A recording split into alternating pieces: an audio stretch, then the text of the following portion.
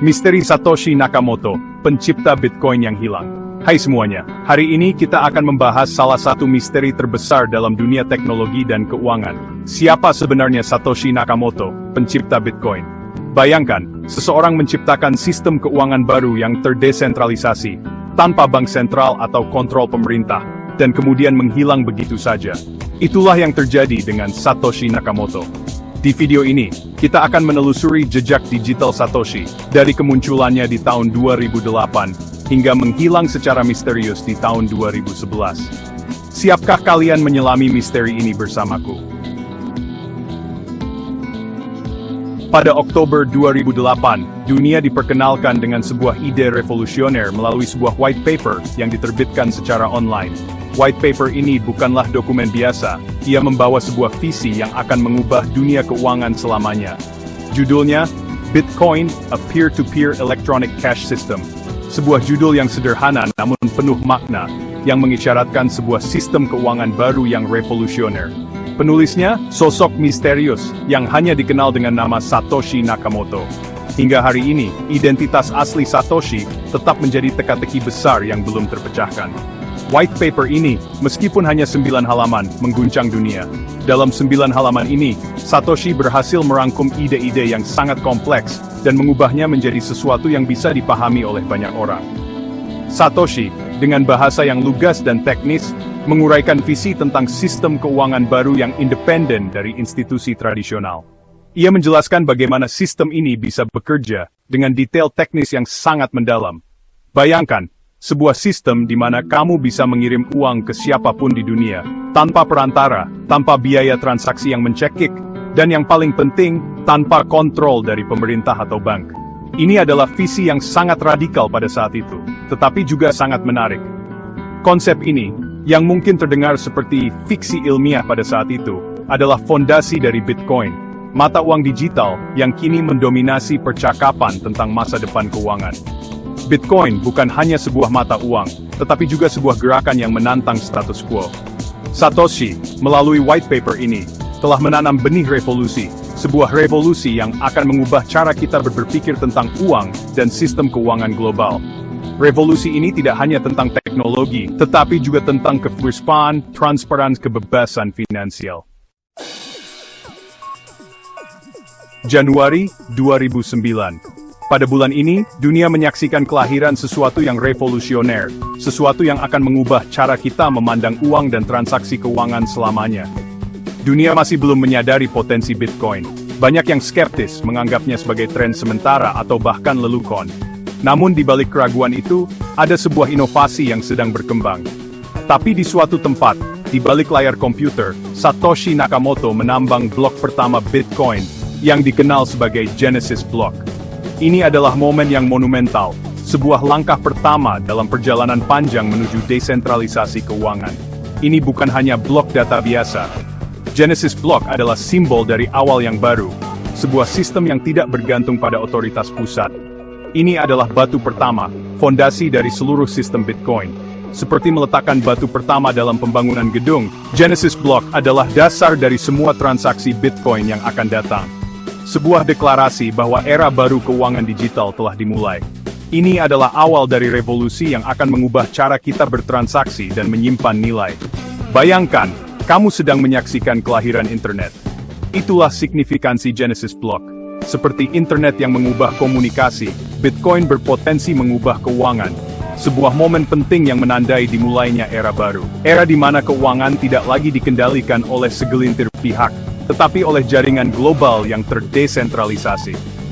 Satoshi, dengan menambang blok ini, tidak hanya meluncurkan Bitcoin, tetapi juga memicu perdebatan global tentang masa depan uang.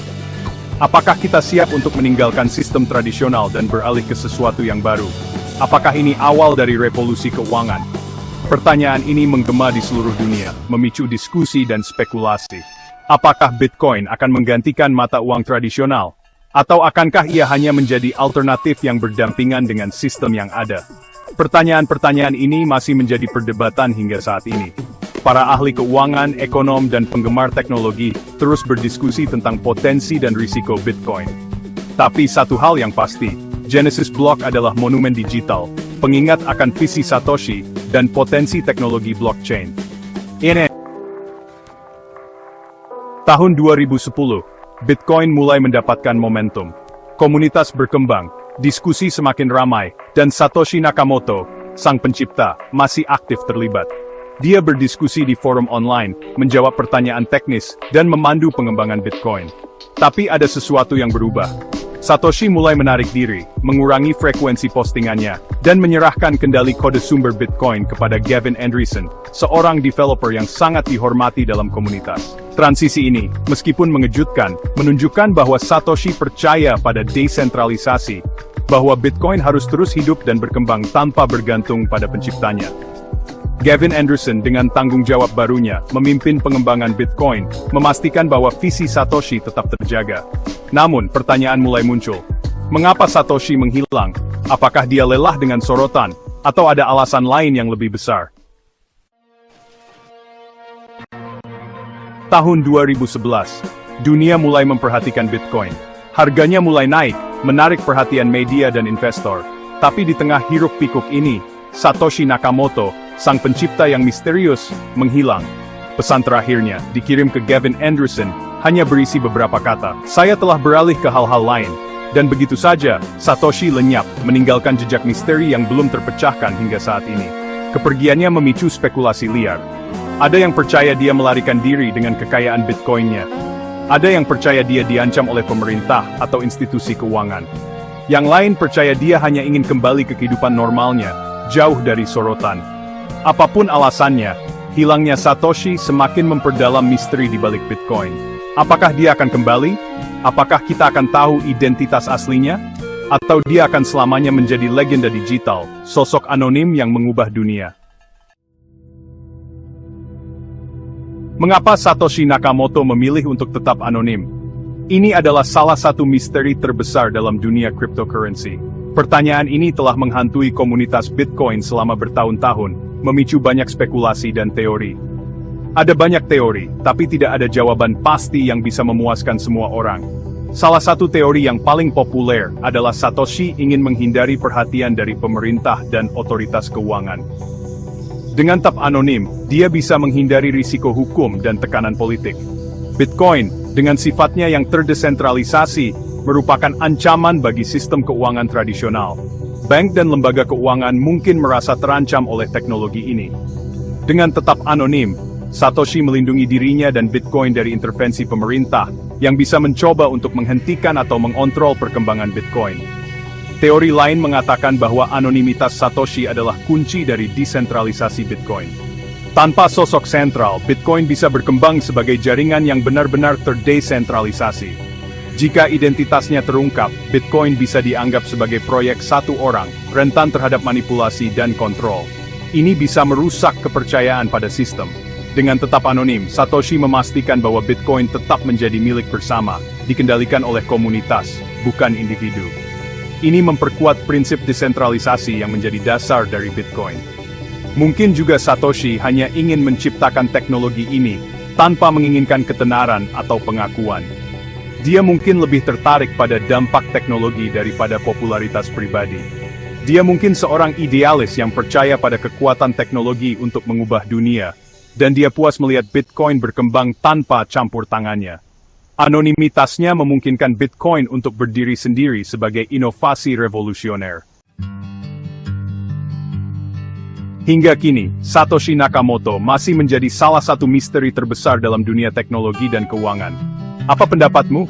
Menurutmu, siapa Satoshi Nakamoto? Apakah dia masih hidup atau sudah tiada? Atau mungkin ada teori lain yang lebih menarik? Apakah dia seorang programmer jenius?